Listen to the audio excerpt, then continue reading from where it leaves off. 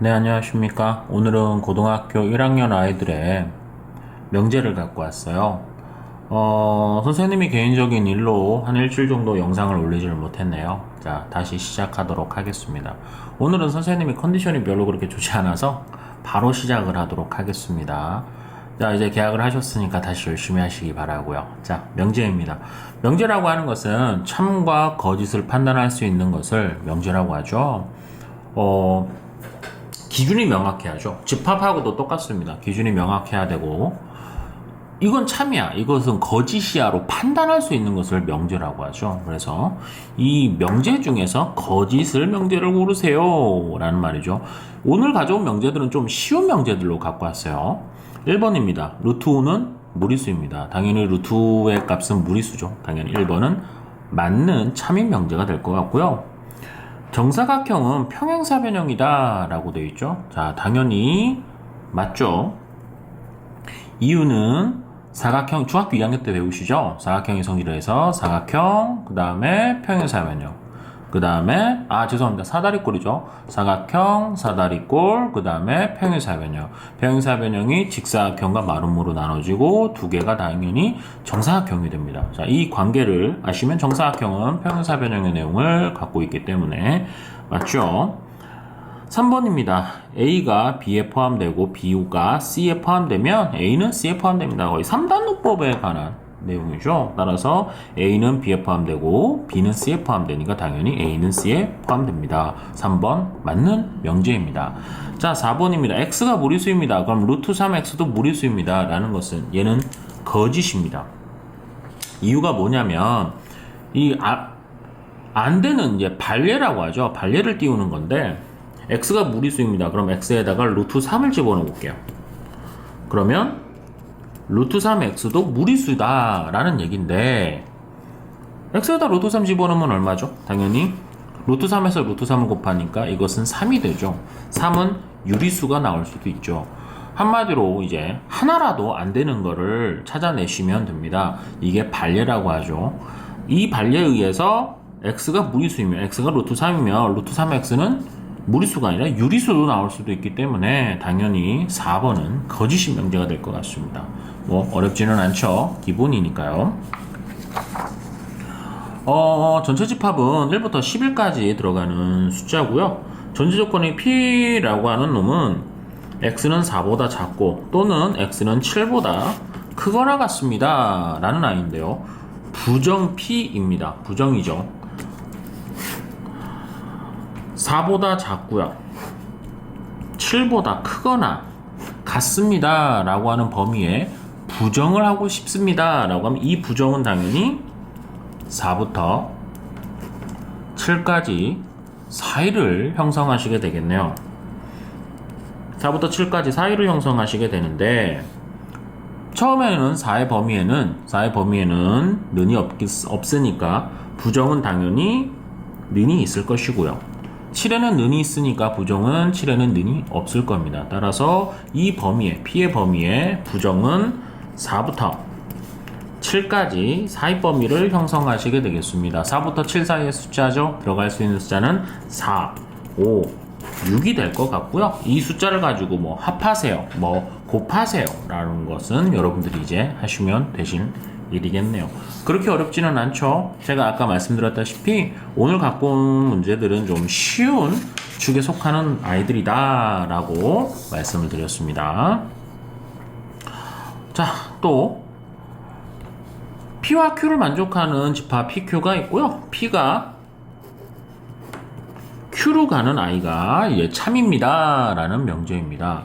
자, 명제는 화살표를 받는 아이가 더 크죠. 앞에 있는 아이는 조건, 설명을 해주는 조건이고요. 이 뒤에 있는 아이는 결과죠. 당연히 조건이 결과에 포함돼야 되기 때문에 그래서 화살표를 받는 아이가 더 큽니다. 이런 식으로 설명을 하죠. 그림을 그리시면, 집합처럼 그림을 그리시면 당연히 Q가 P를 이렇게 가지고 갑니다 라고 표시를 할 수가 있으실 것 같아요. 그래서 뭐 항상 옳은 것을 고르세요 라고 하면 이 그림에 맞춰서 고르시면 되죠. P하고 Q의 교집합은 당연히 P가 될 것 같고요. P하고 P하고 Q의 합집합은 Q가 될 것 같고요. P하고 Q는 뭐 같을 수가 없을 거, 뭐 이런 식으로 보기 조건을 따지시면 될 것 같습니다. 뭐 보기 조건은 너무 쉬운 놈들이니까 뭐 문제될 건 없겠고요.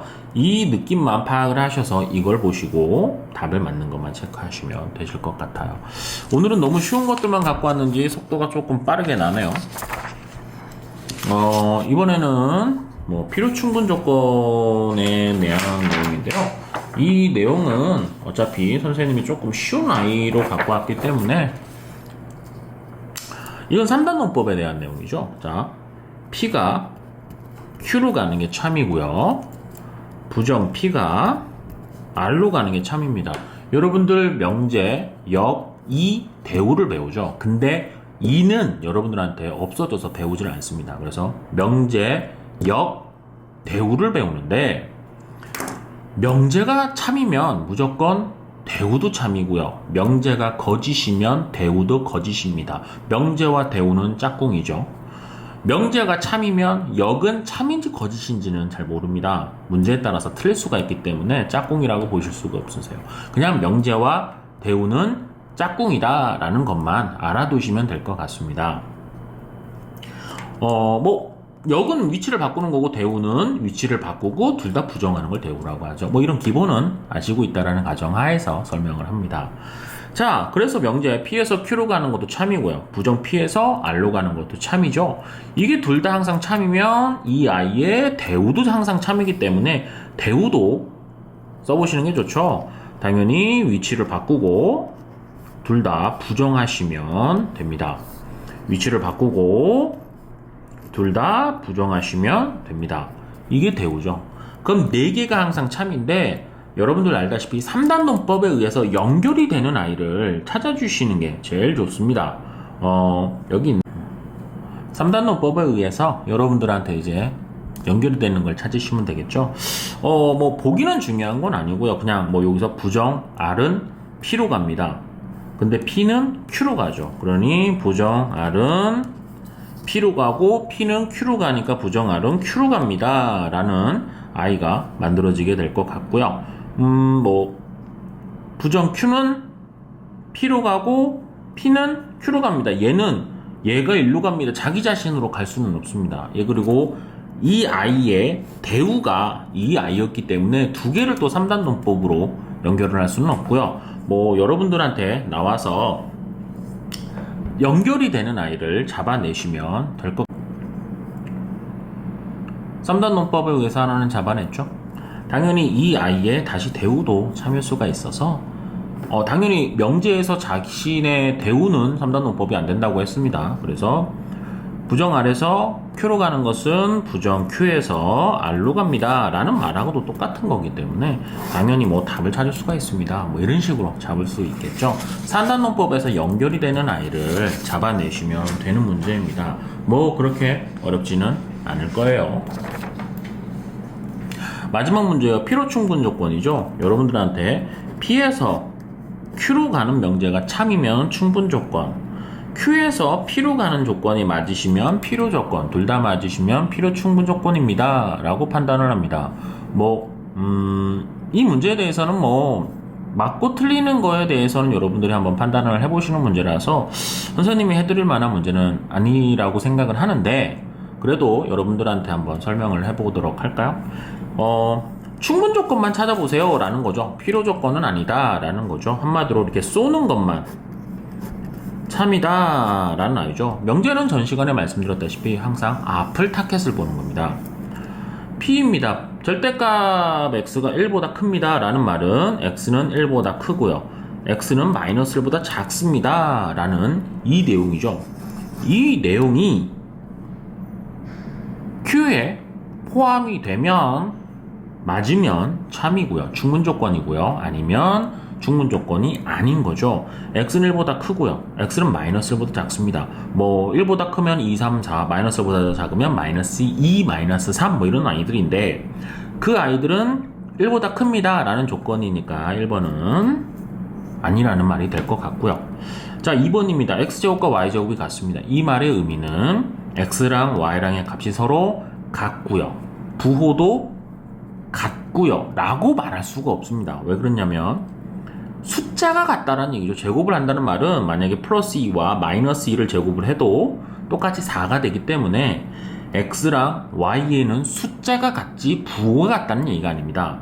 자, 따라서 이 두 개가 서로 같습니다 라는 조건이 Q가 되는 건데, 당연히 P의 조건은 두 개가 부호도 같고요, 뭐 틀 수도 있고요, 숫자가 같고요, 이 내용을 다 갖고 있어야 되는데 두 개만 서로 같습니다 라는 내용이기 때문에 2번도 충분히 아닙니다. 다시 명제는 앞에 있는 내용을 다 갖고 있어야 돼요. 뒤에 놈이. 그래야지 참과 거짓임 판단할 수 있고요. 앞에 있는 아이를 다 갖고 있어야지 참인 놈이 참인 명제가 된다라는 말이죠. 자, 2x-4가 0보다 작다는 얘기는 x는 2보다 작아요 라는 말이니 이 아이가 범위가 똑같죠? 당연히 같은 것은 충분히라고 말할 수가 있어요. 근데 다시 거꾸로 돌아와야죠. x는 2보다 작아요. 근데 2x-4도 0보다 작고 x가 2보다 작아요. 한마디로 돌아오는 것도 같죠. 가는 것도 맞고 오는 것도 같기 때문에 이거는 필요 충분 조건이죠. 근데 우리는 충분 조건만 찾아야 되기 때문에 3번은 아닌 것 같아요. 자, x는 2, y는 5. x는 2와 y는 5라 고정을 하는 거죠. 고정의 값이 들어가서 7이 됩니다 라고 하기 때문에 충분은 맞습니다. 다시 돌아오는 필요 조건입니다. 돌아오는 것은 x 플러스 y가 7이에요. 그러면은 뭐 x는 3, y는 뭐 4, 뭐 많은 숫자들이 있겠죠. 그 숫자들이 여기에 다 포함이 되는데 포함이 안 되니 얘는 필요 조건이 안 되네요. 따라서 충분 조건만 되는 4번만 될 것 같습니다. 여러분들한테 이제 명제를 갖고 왔는데요. 명제는 솔직히 말장난을 좀 하는 경우가 좀 많아요. 어디에 포함된다? 어떻게 된다?를 판단할 수 있는 거기 때문에 많이 어려워하는 아이들도 있지만요. 대체적으로 난이도가 좀 쉽다라고 판단하는 파트입니다. 이 명제는요. 단례를 들어야 되기 때문에 좀 생각을 해야 되는 것 빼고는 그렇게 어려운 파트라고 볼 수는 없습니다. 오늘 가져온 문제들은 좀 많이 쉬운 문제들을 갖고 왔기 때문에 여러분들도 충분히 하실 수 있고요. 선생님도 오늘 좀 빨리 끝냈네요. 다음에 조금 더 어려운 문제를 갖고 와서 여러분들과 공부를 하도록 하겠습니다. 오늘은 여기서 빠르게 멈추도록 하겠습니다. 오늘도 고생하셨습니다.